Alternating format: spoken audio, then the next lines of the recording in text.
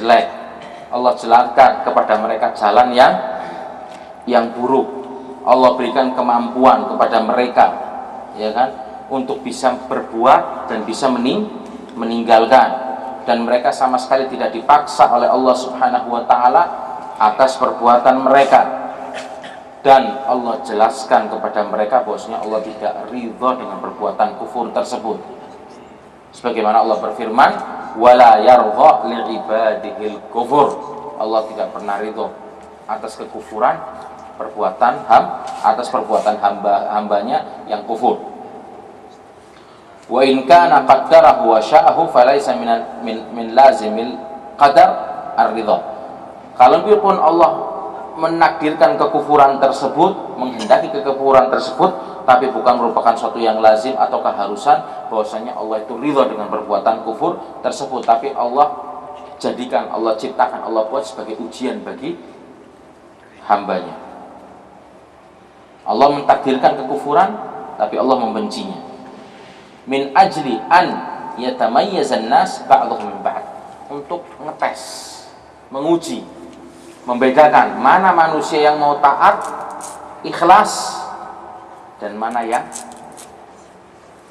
tidak ikhlas. Di sini akan kelihatan. Contoh singkat aja, simpel aja. Antum mau ngetes teman setia, wah main bareng, tidur bareng, ya kan, jalan-jalan bareng, boncengan muter bareng, pelesiran bareng, ya kan, wes teman. Dua-duanya kantongnya masih tebal semua. Ketahuannya kapan teman setia apa enggak? Kalau salah satunya ada yang sakit, mungkin ada yang miskin, ada yang enggak punya duit atau terkena musibah. Nah, di situ bakal ketahuan mana teman sejati, mana teman yang cuma cari rezeki, iya kan, cari kesempatan saja, seperti itu. Akan kelihatan. Wa yatamayyazu as-shadiq minal kadhib. Dengan ini akan jelas, bisa dibedakan mana orang yang jujur dalam keimanannya dan mana yang munafik, yang bohong, mana yang mukmin dan mana yang kafir, mana yang munafik dan mana yang mukmin sejati. Fallahu qaddara hadhil umur al-makruha li hikmatin minhu subhanahu. Allah takdirkan, betul, Allah yang menakdirkan perkara-perkara yang jelek ini, tapi untuk hikmah yang sangat besar. Ma qaddaraha abathan. Allah sama sekali tidak mentakdirkan sesuatu untuk mainan tok, enggak sama sekali. Akan tetapi karena hikmah Allah, dan Allah persiapkan balasan atas perbuatan-perbuatan mereka tersebut, dan balasan perbuatan tersebut karena perbuatan mereka sendiri. Karena Allah telah berikan akal, Allah telah berikan kemampuan, kehendak kepada manusia untuk bisa memilah dan membedakan mana yang baik, mana yang jelek, mana jalan Allah dan mana jalan iblis dan syaitan. Walidzalika al-majnun wal ma'tuh wal mukrah wan naim la yu'akhidun. Bukti atas keadilan Allah, orang yang gila apakah Allah hisab? Orang yang jeglek, ya kan, konsleting ini Allah hitung seperti orang yang walas, sholatnya, puasanya, tidak. Kalau meninggal dihitungnya berdasarkan apa? Ketika waras. Nah, kalau dari lahir sampai mati nggak waras, ya kita serahkan kepada Allah. Tapi yang jelas, orang yang gila tidak terkena tanggung jawab seperti orang yang waras. Main dan main gila ketahuan, nggak mungkin. Walaupun situ bisa berakting di hadapan manusia, ya kan, main edan-edanan tetap akan ketahuan di hadapan Allah. Tidak ada yang bisa memanipulasi Allah Subhanahu wa taala. Orang yang ma'tuh, Tahu orang yang maktuh? Idiot. Ya kan? Mukroh, orang yang dipaksa.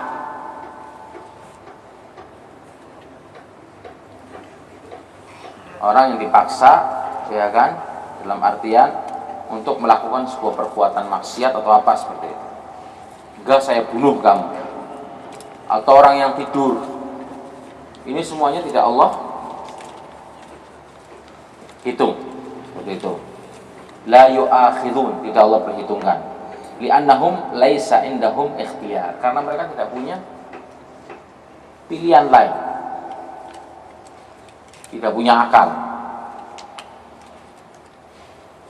Apapun yang mereka lakukan tidak dihitung. Ada orang gila mecah kaca rumahnya orang, nggak bisa. Hatta hukum dunia nggak bisa nyalakan. Situ mau lapor polisi, polisi nggak mau nangkap, mau edan. Orang gila. Walidzalikal majnun faman a'tahu Allahul aql wat tafkir, tapi Allah, orang yang diberikan akal sehat, pikiran yang waras, dan dia tidak dipaksa atas perbuatannya tersebut, itu yang baru akan dihitung oleh Allah Subhanahu wa taala. Li'annahu aqdama 'ala syarri bi ikhtiyarihi, karena dia tidak melangkah kepada perbuatan jelek yang dia lakukan kecuali berdasarkan ikhtiar, pilihannya. Seperti saya katakan tadi, tidak ada orang berbuat maksiat kecuali hati kecilnya akan berbicara kalau itu perbuatan maksiat dan seharusnya Anda tinggalkan. Fazani la yazni bi ikhtiyarihi. Ingat, orang yang berzina dan terjatuh kepada perbuatan zina tidak pernah sama sekali, ya kan, melakukan perbuatan zina kecuali berdasarkan, ya kan, keinginan dia, kemauan dia sendiri, dan kehendak dia sendiri, dan dia pada asalnya tahu bahwasannya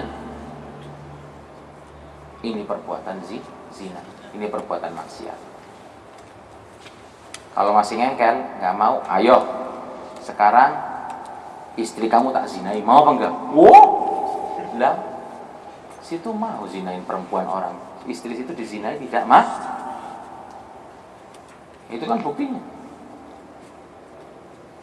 Kamu mau menzinai anak orang, anak kamu tidak mau dizina. Sama kan? Ketika kamu berzina atau orang lainnya akan berzina kepada salah seorang dari karib kerabat kamu, apakah mereka melakukan berdasarkan takdir Allah? Kan tidak.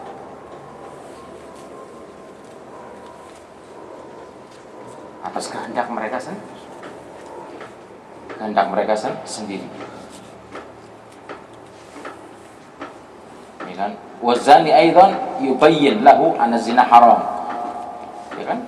Allah sudah jelaskan bahwa zina itu adalah perbuatan yang haram. Akibatnya jelek. Iya kan? Akibat dari perbuatan zina itu jelek sekali.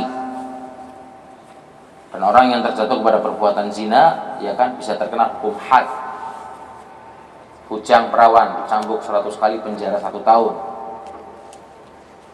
Yang sudah pernah kawin masih zina, lebih berat hukumannya rajam. Ya kan? Allah utus para rasul untuk melarang perbuatan syirik dan kekufuran. Bagaimana mereka bisa berhujjah atas perbuatan maksiat mereka, kekufuran mereka, syirik mereka, kesesatan mereka berdasarkan takdir Allah Subhanahu wa taala, wa hum laisa lahum hujjah 'ala Allahi wa innamal hujjatu lillahi 'alaihi. Mereka tidak punya hujjah atas Allah, tapi bahkan hujjah Allah yang Allah tegakkan kepada mereka. Qul falillahil hujjatul baligh. Hanya bagi Allah saja, ya kan, al-hujjah, dasar yang sempurna. Jadi tidak boleh kita melakukan perbuatan dan menyandarkan perbuatan kita kepada takdir, ya kan? Kecuali musibah-musibah yang menimpa kita. Kalau ada musibah menimpa kita, setelah kita ikhtiar dan kita berusaha, ya kan, maka jangan sampai kita ini menggerutu. Tapi katakanlah qaddarallahu wa ma syaa. Ini adalah takdir Allah dan apa yang Allah kehendaki akan terjadi. Mungkin ada hikmah di belakang itu. Allah akan gantikan dengan yang lebih baik. Makanya kan dianjurkan ketika ada musibah kita mengucapkan innalillahi wa inna ilaihi raji'un. Allahumma ajurni fi musibati wa akhlifni khairan. Ya Allah, berikanlah balasan pahala atas musibah yang menimpaku ini dengan kesabaranku ini. Wa akhlifni khairan minha, dan gantikanlah dengan yang lebih baik. Tasbir wa tahtasib, bersabar dan jadikan ini kesempatan untuk cari pahala. Amal maksiat dan perbuatan maksiat jangan sampai, ya kan, orang yang akidahnya benar menjadikan ini sebagai sandaran atas perbuatan jelek kita. Bal alal asi an yatuba ilallah. Tapi yang benar adalah orang yang berbuat maksiat taubat kepada Allah Subhanahu wa taala, meninggalkan perbuatan maksiat dan yang jelek tersebut, ya kan? Adapun bersandar kepada takdir atas perbuatan maksiat, ini adalah merupakan salah satu praktek orang-orang jahiliyah. Wallahu a'lam. Subhanakallahumma wa bihamdika asyhadu an la ilaha illa anta astaghfiruka wa atubu ilaik. Wassalamualaikum warahmatullahi wabarakatuh.